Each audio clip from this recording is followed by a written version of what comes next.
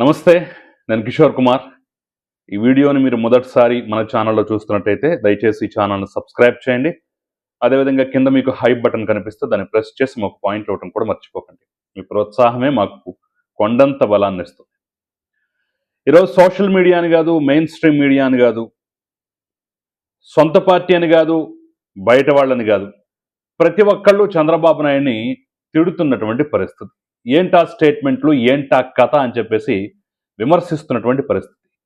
ఎంతగా అంటే ఒక్కసారి సోషల్ మీడియా ఓపెన్ చేస్తే అవే అంశం వాటి మీద తప్ప మరో దాని మీద టాపిక్ పోనటువంటి పరిస్థితి అయితే స్పష్టంగా కనిపిస్తుంది. ఆయన ఇచ్చినటువంటి ఒకే ఒక్క స్టేట్మెంట్, పిల్లల్ని కనండి, మీరు 3 పిల్లల్ని కంటే 30,000, 4 పిల్లాని కంటే 40,000 మేము ప్రోత్సాహకం ఇస్తాము, పిల్లల్ని కనండి, మన దేశానికి ఎంతో అవసరం అని చెప్పినటువంటి ఒక్క మాట పాపం దారుణమైనటువంటి విమర్శలకు గురి చేస్తున్నటువంటి పరిస్థితి కనిపిస్తుంది. సో ఈ నేపథ్యంలో నిజంగా చంద్రబాబు నాయుడు అంత పెద్ద తప్పు చేశాడా? ఆ మాట అంతగా తిట్టించుకోవాల్సినటువంటి పరిస్థితులు కల్పించిందా? ఏంటి చంద్రబాబు నాయుడు మాటలు వెనుకున్నటువంటి ఉద్దేశం ఏంటి?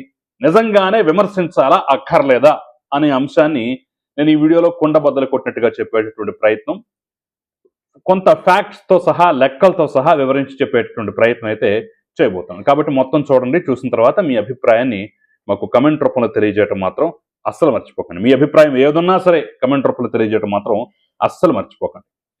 సో అసలు విషయానికి వచ్చినట్టయితే, చంద్రబాబు నాయుడు పిల్లల్ని కానండి అని చెప్పేసి పదే ఎందుకు చెవిలో ఇల్లు కట్టుకొని మరీ చెప్తున్నాడు అనే అంశాన్ని ఒక్కసారి పరిశీలించినట్టయితే కొన్ని కఠోర వాస్తవాలు మన కళ్ళ ముందు ఉంటాయి.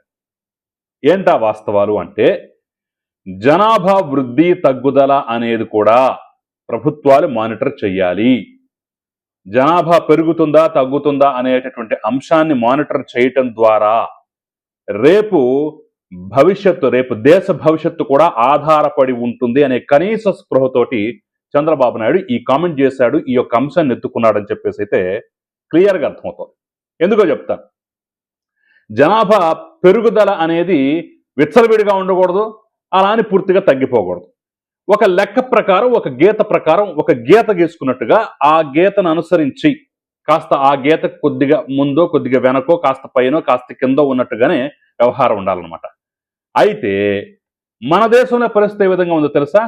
మనం ఒక కాన్స్టెంట్గా ఒక బెంచ్ మార్క్ పెట్టుకుంటే ఆ బెంచ్ మార్కుకి ఎక్కడో కింద ఉన్నటువంటి పరిస్థితి కనిపిస్తోంది.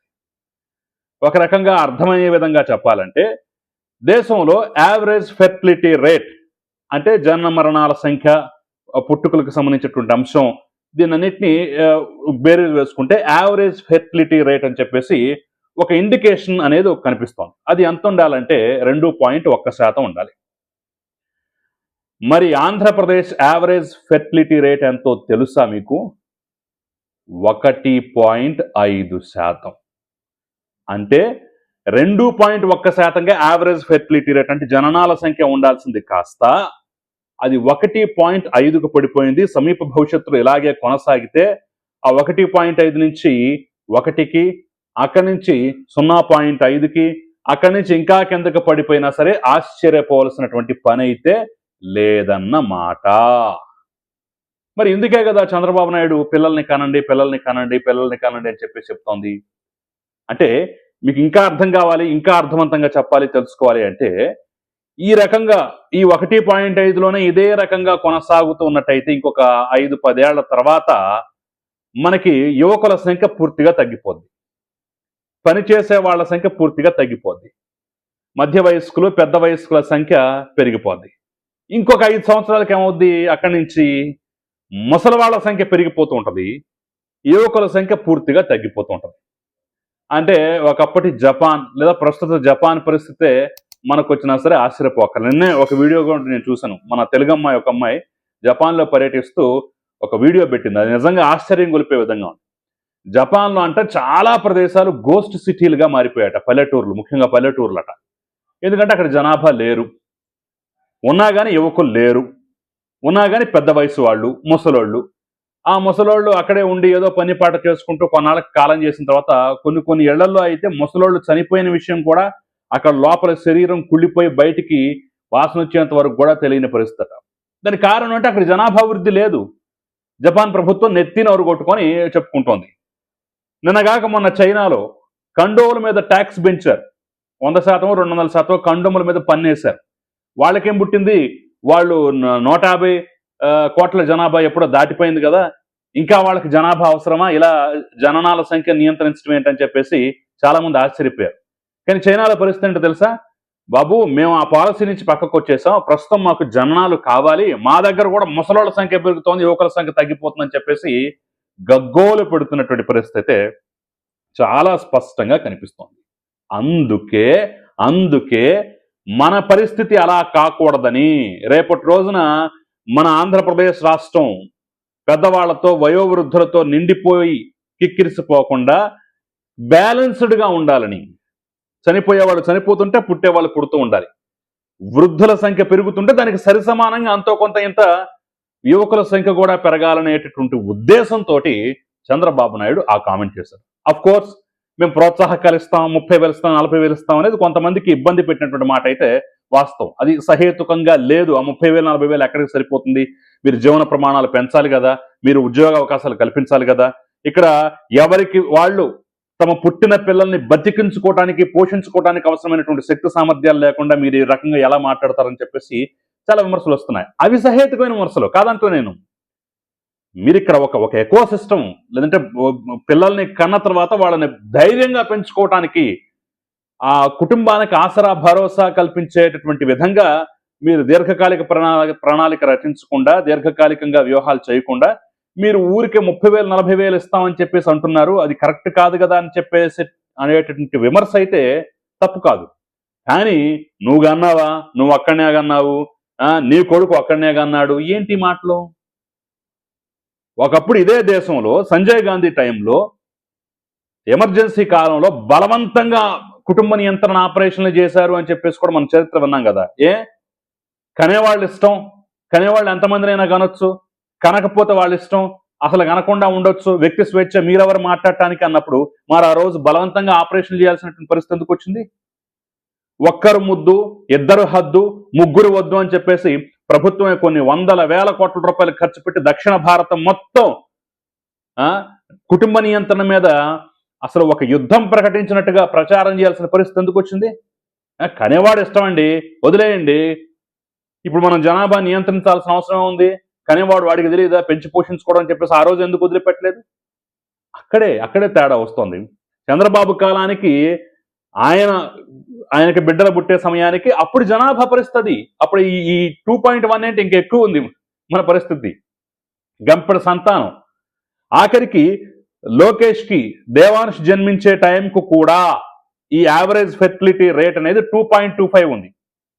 అంటే 2.1 ఉండాల్సింది కాస్త ఇంకా ఎక్స్ట్రానే ఉంది. కాబట్టి అప్పటికి అవసరం పడలేదు.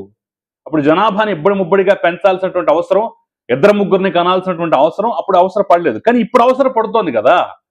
ఇప్పుడు కనీసం యావరేజ్గా bench mark 2.1 average fertility rate ఉండాల్సిన చోట ఆ 2.1 కనీసం కాస్త అటు ఇటు కూడా లేదు కదా, ఇంకా దిగజారిపోయి 1.5కి వెళ్ళిపోయింది కదా. అది 1.5 నుంచి 1.0కి వెళ్ళిపోవడానికి కూడా ఎంతో సమయం పట్టేటటువంటి అవకాశం కనిపించట్లేదు కదా. ఇంకా తొందరగా గ్రాఫ్ డౌన్ అయిపోతుంది కదా. కాబట్టి ఇప్పుడు అవసరం. ఆ రోజు చంద్రబాబు కనే టయానికి, లేదంటే వాళ్ళ కొడుకు కనే టయానికి అప్పుడు అవసరం లేదు. అప్పుడు జనాభా ఉంది, యువకుల సంఖ్య ఉంది, ఇబ్బడిముబ్బడిగా ఉంది, యావరేజ్ ఫెర్టిలిటీ రేట్ కరెక్ట్ గానే ఉంది, ఇంకెక్కువ ఉంది. ఇప్పుడు లేదని కదా మొత్తుకుంటోంది. మరి దీనికి ఎవరు సమాధానం చెప్పాలి? ఇప్పుడు కొత్త సంస్కృతులు వస్తున్నాయి. ఏదో డి అనే లెటర్ తోటి ఒక ప్రారంభం, నాకు పేరు కరెక్ట్ గుర్తు రావట్లేదు, ఒక సంస్కృతి ఏదో వస్తుంది. అంటే పెళ్లి చేసుకుంటాం కానీ పిల్లలుగానం అంట. ఇంకొంతమంది అయితే పెళ్ళే వద్దు, సహజీవనం చేసుకుంటాం కాబట్టి పెళ్ళి అనే లంపటం బంధనాల్లో కూడా మేము వెళ్ళమని చెప్పేసి అంటున్నారు. మరి పెళ్ళిళ్ళు లేక, పిల్లలు లేక, ఇంకా తరతరాలు ఇక అలాగే, అంటే జనాభా వృద్ధే ఆగిపోతే మరి ఏమైపోతుంది? మరో జపాన్ లాగా మన దేశంలో ఉన్నటువంటి సిటీలు, పల్లెటూర్లన్నీ గోస్ట్ సిటీలుగా మారిపోయేటటువంటి అవకాశం లేదా? అసలు ఇంకొక ఆశ్చర్యకరమైన విషయం తెలుసా? ఈ యావరేజ్ ఫెర్టిలిటీ రేటు మనకి 2.1 ఉండాల్సింది కాస్త 1.5 ఉందని చెప్పేసి నెత్తినోరు కొట్టుకుంటున్నాం కదా. బీహార్ ఎంత ఉందో తెలుసా? 3.4.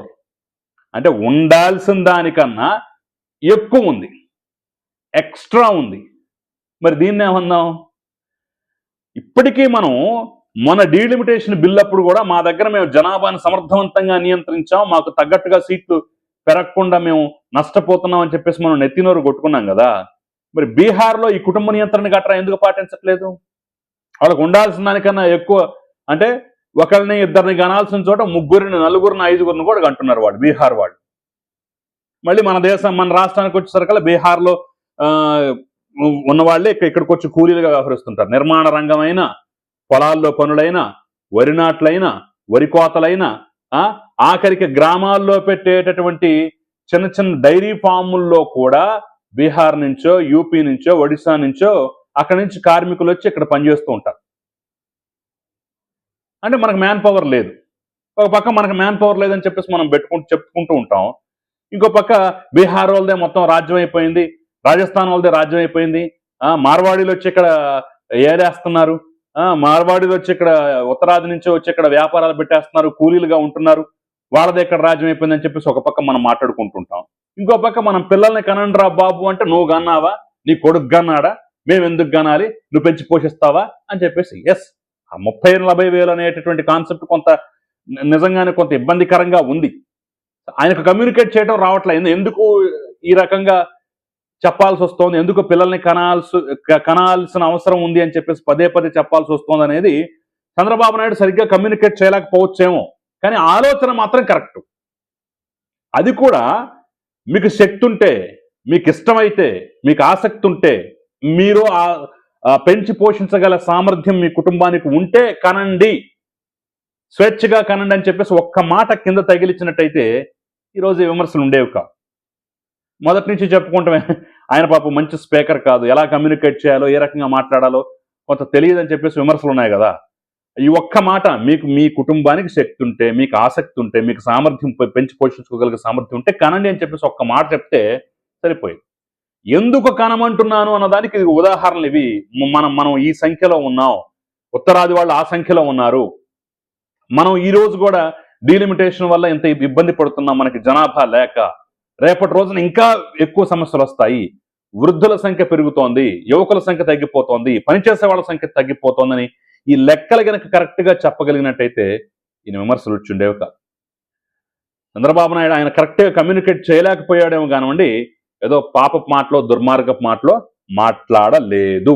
ఇది వాస్తవం, గుర్తుపెట్టుకోవాల్సిన అంశం, లెక్కలతో సహా మనం తెలుసుకోవాల్సిన అంశం. సో మరి ఇదంతా చూసిన తర్వాత, ఇదంతా విన్న తర్వాత మీకేమనిపిస్తోంది అనేది నా కమెంట్ రూపంలో తెలియజేసే ప్రయత్నం చేయండి. Thank you very much.